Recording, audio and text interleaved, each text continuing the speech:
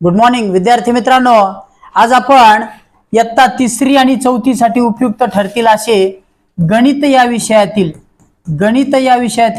25 प्रश्न पाहणार आहोत। 25 प्रश्न स्पष्टीकरणासह उत्तर घेऊ। ठीक आहे, परीक्षेचा काळ असल्यामुळे न टाळता संपूर्ण प्रश्न तुम्ही सुद्धा अभ्यासायचे शेवटपर्यंत। प्रश्नांची उत्तरे देण्यासाठी व्हिडिओ दरवेळी पॉज करा, उत्तर काढा आणि नंतर स्पष्टीकरण पहा। ठीक आहे, ओके, चला करू सुरुवात। काही प्रश्न सोपे असतात, जिथं स्पष्टीकरणाची गरज आहे तिथं आपण अवश्य देऊ।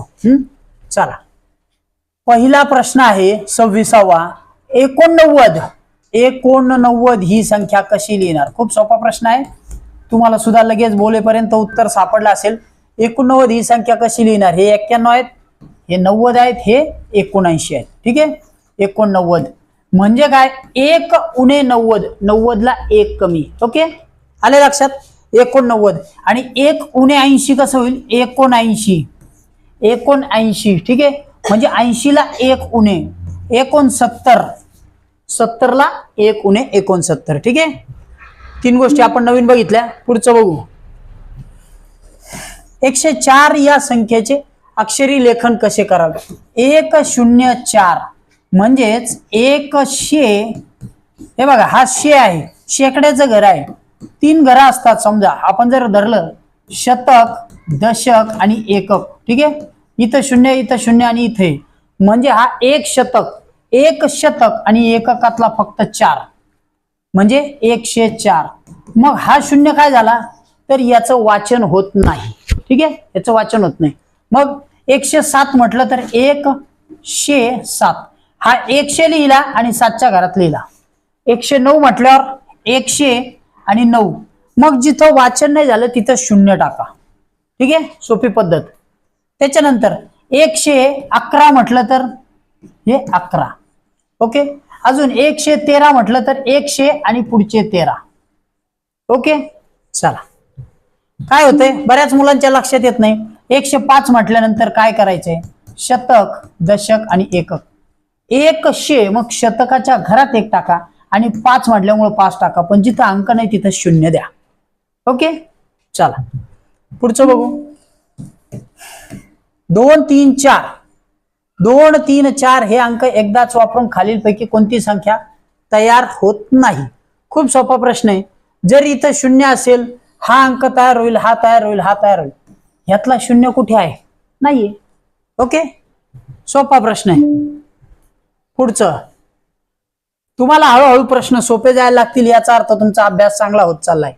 20 रुपयांचा एक पेन आहे, तर 200 रुपयात किती पेन मिळतील? काय करणार? आधी काय करणार ते ठरवा। काय करणार आहोत? 200 रुपयांचा एक पेन, ठीक आहे, सॉरी 20 रुपयांचा एक पेन, मग 200 चे किती? ह्या 20 ने ह्या 200 ला भागा, 20 ने भागायचंय। ठीक आहे, हा 0 गेला, हा 0 गेला, बेक बे, आणि हा 0 तसाच। 10 पेन, किती? 10 पेन। काटाकाटीचा भागाकार केलाय। अशाच प्रकारचं आणखी एक उदाहरण सांगतो। समजा 30 रुपयाचा एक पेन आहे, तर 300 रुपयात किती पेन येतील? 30 रुपयाचा एक पेन 300 किती? ह्याला कट करा, गेला 3 1 3 आणि हा 0 तसाच, 10 पेन येतील। ओके, आले? ठीक आहे, मग याचं उत्तर तुम्हाला आलं असेल आता। 200 रुपयामध्ये 10 पेन येतील। ओके, पुढचा प्रश्न बघू। जेव्हा तुम्हाला प्रश्न सोपे वाटायला लागतात, तुमचा आत्मविश्वास वाढत जातो आणि परीक्षेला ह्याची पण गरज असते। आत्मविश्वास खूप महत्वाचा आहे। आपल्या मनामध्ये भीती असेल तर आपला प्रश्न गोंधळात टाकतो आपल्याला।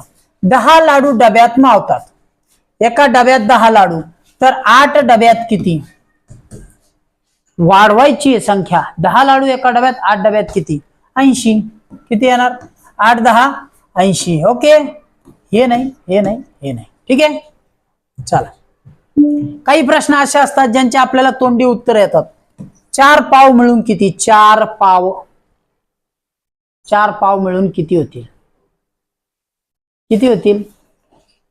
उत्तर बघा। आता मी तुम्हाला एक आधी स्पष्टीकरण देतो। इथं मी एक भाकरीचं उदाहरण प्रत्येक वेळी देतो। तुम्ही जर आपल्या आधीचे व्हिडिओ किंवा घटक बघितले असतील, तुमच्या लक्षात येईल। हा आहे 1 पाव, हा आहे 1 पाव, हा आहे 1 पाव, म्हणजेच 4 भागांपैकी 4 भागांपैकी 1 अधिक 1 अधिक 1 अधिक 1 असे 4ही घेतले. 4 पैकी 4 म्हणजे काय हो? 4 एके 4, 1 आला. 1 पूर्ण भाग आम्ही भागाकाराच्या स्वरूपात समजून सांगितला. आणि इथं दिसतंय ना, 1 पूर्ण भाकर आहे, तिचे 4 तुकडे केले म्हणजे 4 पावांचा 1 पूर्ण भाग पूर्ण 1 होतो. काय होतो? पूर्ण 1. आले लक्षात? ओके.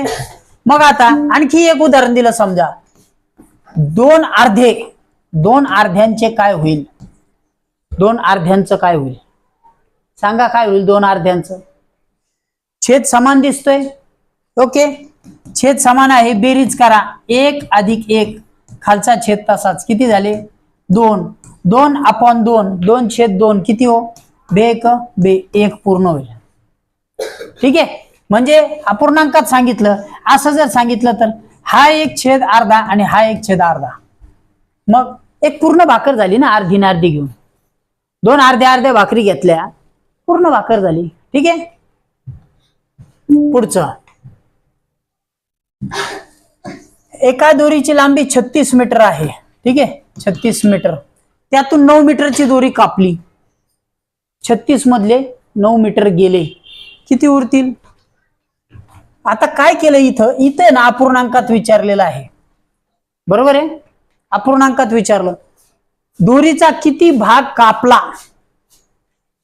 किती भाग कापला दोरीचा? दोरीचा किती भाग कापला? आधी काय करा, या 36 ला आपण 9 ने भागू. 9 एक 9, 9 चौक 36. हा तिचा चौथा भाग आहे. म्हणजे एका दोरीचे 4 तुकडे करा. 1 2 3 4. ठीक आहे. हा 9, हा 9, हा 9, हा 9, किती झाले? 36. 36 पैकी चौथा हिस्सा कापला म्हणजे 4 पैकी 1 भाग कापला. 4 भागांपैकी 1 भाग म्हणजे पाव भाग. ओके, पाव भाग कापणे हे इथं दिलेलं आहे. पाव भाग किती कापलाय? पाव भाग. आलं लक्षात? ओके. मग आता हेच उदाहरण मी आणखी एकदा सांगतो. 36 मीटर दोरी आहे, तिच्यातला 18 मीटर कापला. ठीक आहे, तर किती भाग कापला? 36 मीटरचा 18 कापला. ह्या 36 ला 18 ने भागा. 18 एक 18, 18 दुने 36, म्हणजे याचे 2 भाग होतील. याचे 2 भाग 18 18 चे जर झाले तर अर्धा भाग कापला की नाही? अर्धा. ओके, 36 चे 2 तुकडे केले, त्यातला अर्धा भाग कापला. अर्धा म्हणजे किती? 2 तुकड्यातला 1 म्हणजे अर्धा. ओके, आपण अपूर्णांकाचे अर्धा, पाव, निम वगैरे याचे भाग केलेले आहेत. ह्याच प्लेलिस्ट मध्ये जिथं तुम्हाला ही प्रश्नपत्रिका मिळते, तिसरीच्या ह्याच्यात गणितात, त्याच्यात वरती ते घटक आहेत, अवश्य बघा. काही गोंधळ वाटला, एखादा घटक समजला नाही तर तुम्हाला तो समजून जाईल. ठीक आहे. पुढचा प्रश्न बघू.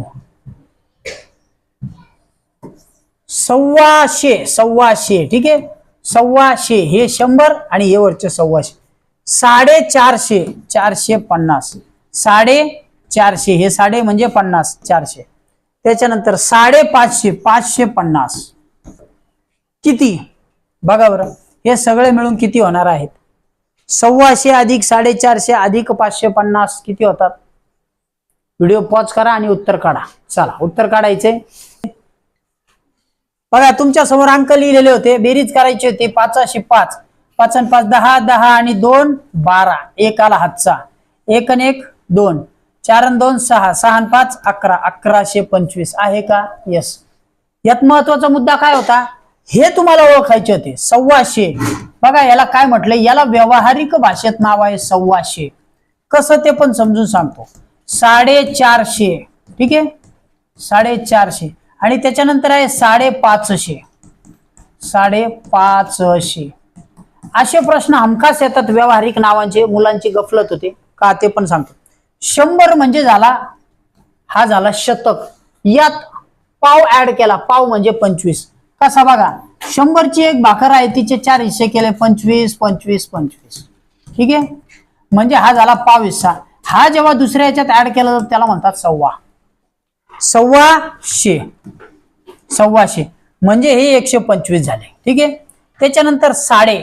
जेव्हा 2 भाग असतात त्यातला 50चा भाग असतो, ह्या 50च्या भागाला म्हणतात 1/2. घड्याळी भाषेमध्ये काय होतं ते पण सांगतो. घड्याळ आहे, घड्याळात जर 30 मिनिटं असतील, 30 मिनिटं, तर हे वाजतात साडे, म्हणजे कसे 3 वाजून 30 मिनिटं असले तर 3:30 होतात. ओके, 3:30. त्याच्यानंतर 5 वाजून 30 मिनिटं असले तर 5:30 होतात. आपल्याला पेपर याच्यासाठी सोडवायचा की पेपर मधून आपण प्रश्न आणि स्पष्टीकरण समजून घेऊ. ठीक आहे, ओके. मग आता हे झाले 450, 450 आणि हे झाले 550, म्हणजे 550. ठीक आहे, त्याचं उत्तर आपण काढलेलं आहे व्यावहारिक भाषेत. आणखी एक सांगतो, 225 म्हणजे किती? ह्याला म्हणतात 225. काय म्हणतात? 225. 325 म्हणजे 325. ओके. मग आता 250 असले तर आपण काय म्हणणार? 250 नाही, ह्याला 250 म्हणतात. काय म्हणतात? 250. आपण आधीच्या प्रश्नपत्रिकांमध्ये पण असे प्रश्न बघितलेत. प्रश्न तेच रिपीट होत असतात, त्यामुळे प्रश्नांचा सराव करा. अगदी तुमचे सहज प्रश्न पाठ होतील, म्हणजे सरावाने ते आपोआप घडतं, अडचणच राहत नाही. ठीक आहे, आणि मार्क सहज मिळतात. मार्कांना काही अडचण येत नाही. मार्क हा महत्वाचा मुद्दा नाही, आपल्याला आलं पाहिजे हे महत्वाचं. कन्सेप्ट क्लिअर झाली, संकल्पना क्लिअर झाली की पुढे अडचण नाही. 350 म्हणजे 350, 350. ठीक आहे, 350. ओके, चला, अशा प्रकारे आपण व्यावहारिक नाव समजून घेतले. पुढचा प्रश्न आहे, 1 ते 100 मध्ये सर्वात मोठी मूळ संख्या कोणती? 1 ते 100. ओके, मग आता आपण ह्या मुद्द्यावरनं सगळ्याच संख्या बघू. ठीक आहे, 11 ते 20, 21 ते 30, 31 ते 40, 41 ते 50, 51 ते 60, 61 ते 70, 71 ते 80, 81 ते 90 आणि 91 ते 100. ओके, या प्रश्नावर आपण सगळ्या संख्या पाहणार आहोत. तुमच्या समोर संख्या लिहिलेल्या आहेत, त्यातल्या संख्या आपल्याला ऍड करायच्या. ठीक आहे, 1 ते 10 मध्ये किती आहे? 1 ही संख्या आहे का मूळ? नाही, 1 ही संख्या मूळ संख्या नाही. पहिली सममूळ 2, 3, 5, 7 झाली. ओके, 4. ठीक आहे, म्हणजे इथं झाल्या 4 संख्या आहेत मूळ संख्या. त्याच्यानंतर 11, 13, 17, 19 झाल्या 4 संख्या. ओके, 4. ठीक आहे, त्याच्यानंतर पुढची 23, नंतर काय आहे? 23 नंतर आठवून बघा 29.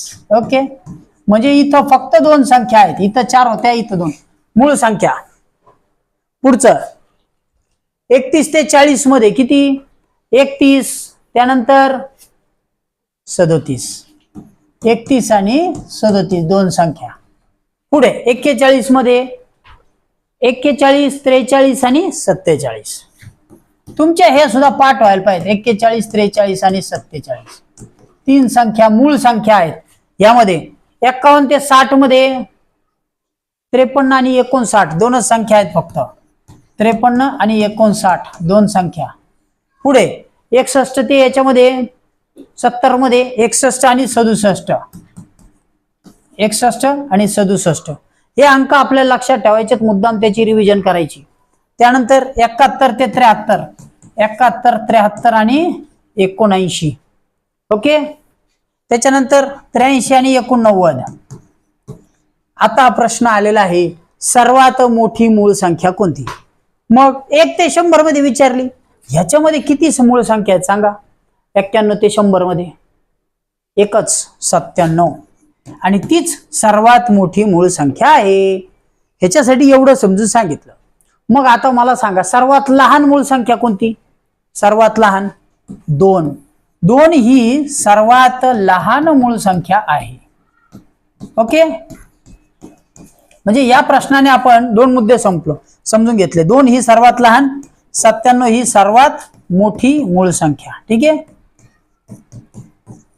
ओके, छान प्रश्न होता, त्याच्यामुळे आपल्याला बरीच माहिती समजून सांगता आली. पुढचा मुद्दा बघू. एकूण किती मूळ संख्या आहेत? एकूण मूळ संख्या किती आहेत? 25 मूळ संख्या आहेत. 100 1 ते 100 मध्ये 25 मूळ संख्या आहेत आणि 74 संयुक्त संख्या आहेत. 74 संयुक्त संख्या आहेत. म्हणजे ह्या 25 ह्या 74 आणि एक ही एक संख्या आहे.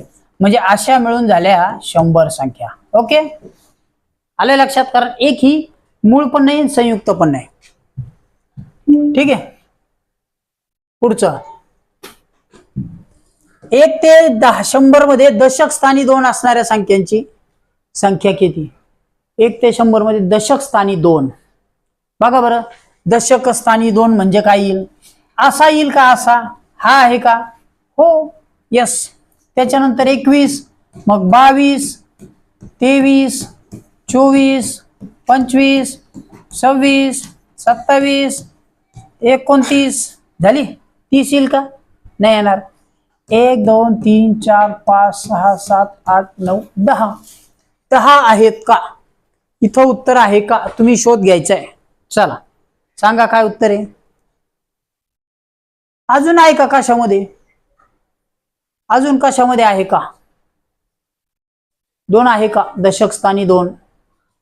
1 ते 100 मध्ये दशक स्थानी 2 आहे का? नाही. ओके, हा आहे का? शोध घ्या. चला सांगा उत्तर. बघा यामध्ये 10 अंक आहेत. 1 ते 100 मध्ये 2 हा अंक दशक स्थानी. काय विचारलं होतं आपल्याला? 2 अंक दशक स्थानी असणारा. असाच प्रश्न 3च्या बाबतीत पण येऊ शकतो. 3 हा अंक दशक स्थानी असणारा. मग आता 3 मध्ये पण काय येणार? हा 30 मध्ये येईल, मग 31 मध्ये येईल. असंच सगळं मोजलं तर 39 पर्यंत तो पण 10च येणार. म्हणजे यातला प्रत्येक अंक 2 ते 9 पर्यंत आणि एक सुद्धा एक हा अंक दशक स्थानी असेल तो पण 10च वेळा येणार. समजले? ओके, चलो पुढचा अंक बघू. पुढचा प्रश्न 1 ते 100 मधील सर्वात लहान समसंख्या व सर्वात मोठी समसंख्या यांची बेरीज किती? छान प्रश्न आहे. 1 ते 100 मध्ये सर्वात लहान, 1 ते 100 मध्ये सर्वात लहान कोणती आहे? सम 2. आणि सर्वात मोठी 1 ते 100 मध्ये 100 धरणार का तुम्ही सम? इथं 2 अंकी दिलाय का? नाही. मग जर त्याच्यातली सर्वात मोठी असेल तर तुम्हाला 100 धरता येईल. मग 100 धरा, मग तुमचं उत्तर येईल 102. बरोबर, 100 धरली तर उत्तर येणार 102. पण प्रश्नामध्ये जर असं सांगितलं की 1 ते 100 मध्ये, समजा ह्याच्यात नाहीये, 1 ते 100 मध्ये असणाऱ्या सर्वात मोठ्या 2 अंकी समसंख्येची बेरीज किती? 2 अंकी, ठीक आहे, सम. मग 2 अंकी सम किती आहे? 98. आणि सर्वात लहान कोणती आहे? 2. मग यांची बेरीज किती? 100. आलं लक्षात? म्हणजे 98 ही त्याच्यातली 2 अंकी मधली सम. पण 1 ते 100 मध्ये त्यांनी आपल्याला 2 अंकी सांगितलं नाही. त्याच्यामुळे आपल्या प्रश्नाचं उत्तर 100 आणि हे 2 आहेत. हे उत्तर आहे 102. ठीक आहे, आलंय? त्यात मी थोडस आणखी स्पष्टीकरण केलं. ओके, चला पुढचं बघू.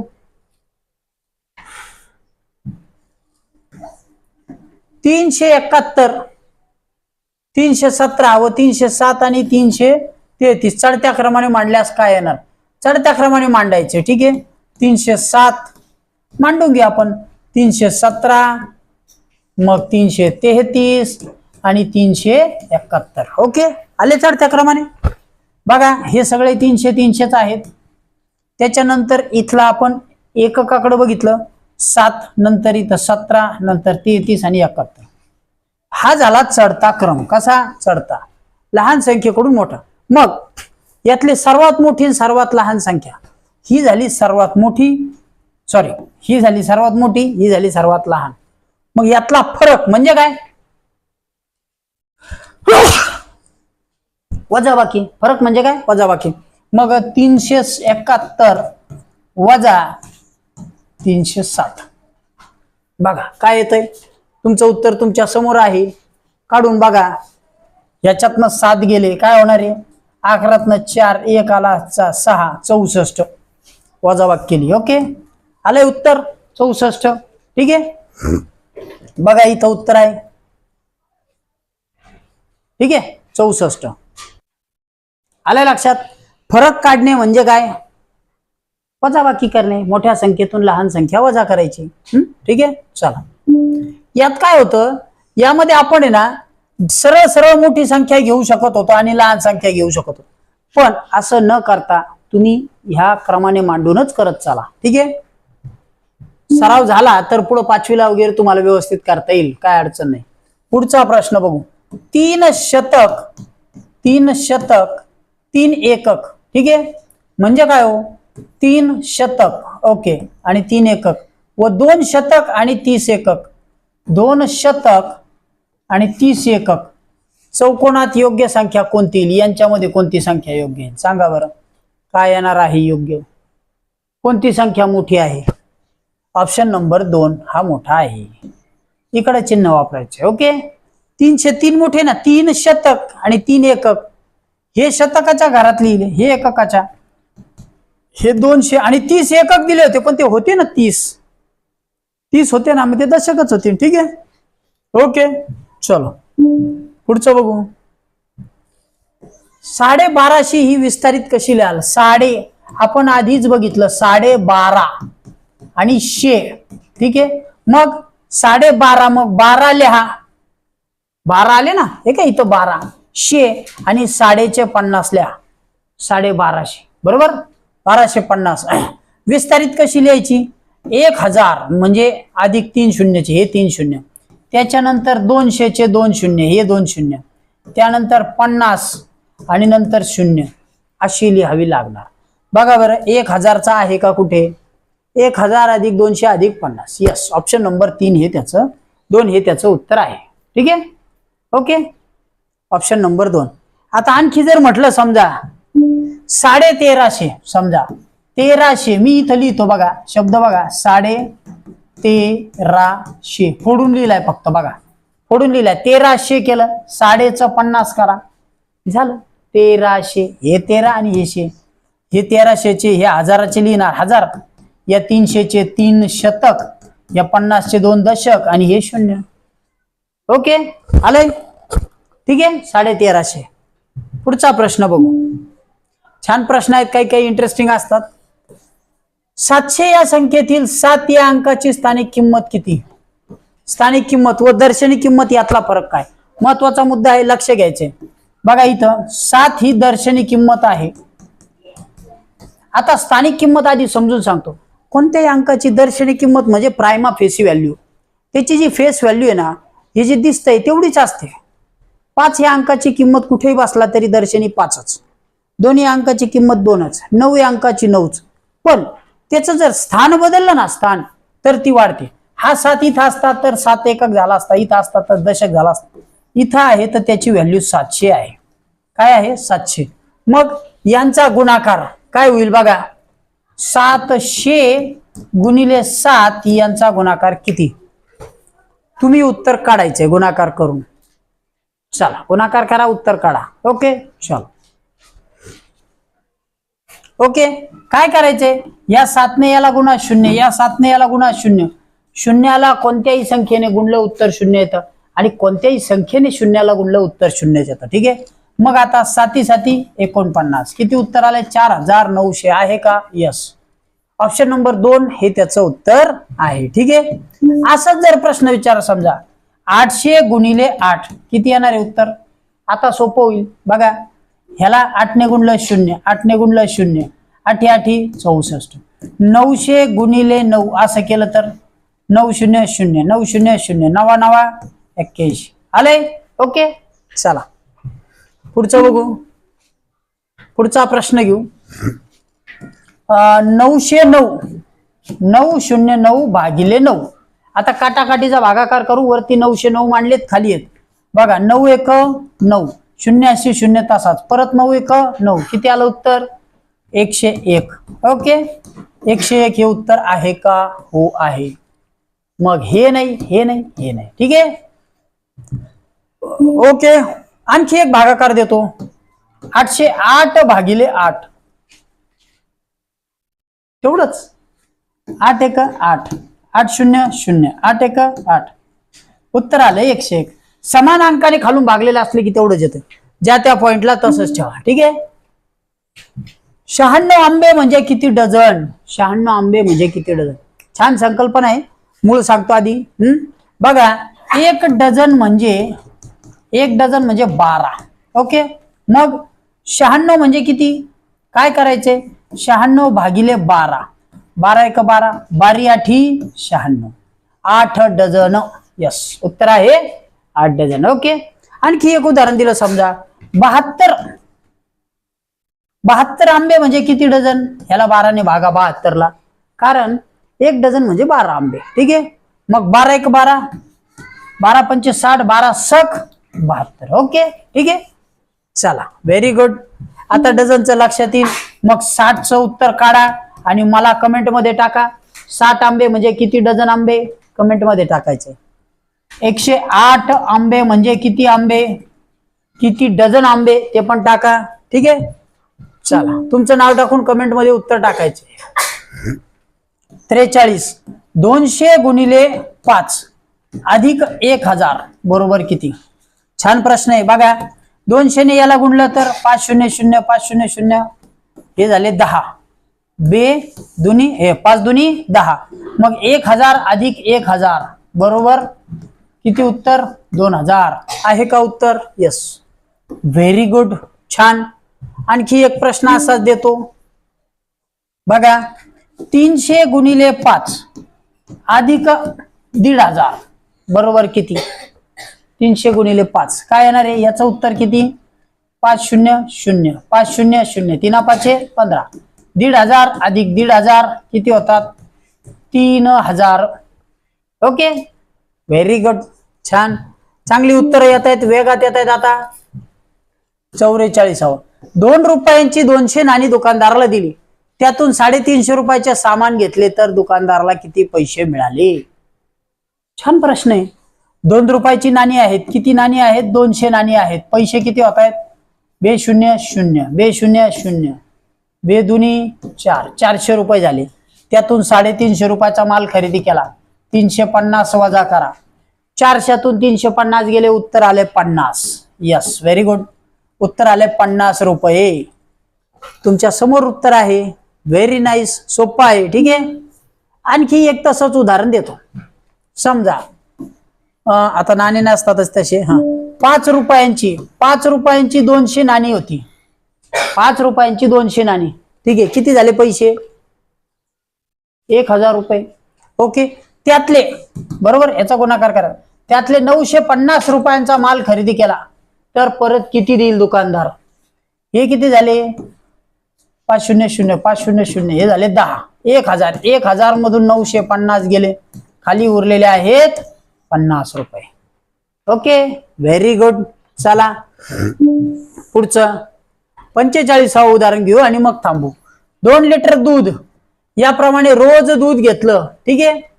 2 लिटर प्रमाणे दूध घेतलं तर मार्च आणि एप्रिल मध्ये मिळून मार्च एप्रिल मे मधून किती दूध घेतलं? आता मार्च मध्ये किती दिवस? जानेवारी फेब्रुवारी मार्च 31 दिवस. मार्च महिन्याचे दिवस येतात 31. ठीक आहे. एप्रिलचे दिवस 30 बरोबर. जानेवारी फेब्रुवारी मार्च एप्रिल आणि मे चे दिवस 31. किती झाले हो एकूण? 2 हे 9 92 लिटर आहे का? मार्च एप्रिल मे मिळून किती लिटर दूध घेतलं? आता हे 92 झालं. मग 92 ला 2 ने गुणा. 2 लिटर रोजचं घेतलं की नाही? किती होतील? उत्तर काढा आणि खाली उत्तर टाका. किती येतंय? हे 9 दुनी 18 180 आणि वरचे 2 4. तुम्ही उत्तर काढून कमेंट मध्ये टाकणार आहात. मी हे उत्तर सांगणार नाही. ठीक आहे. ओके, नीट ऐकलं असेल तर ते समजलं असेल.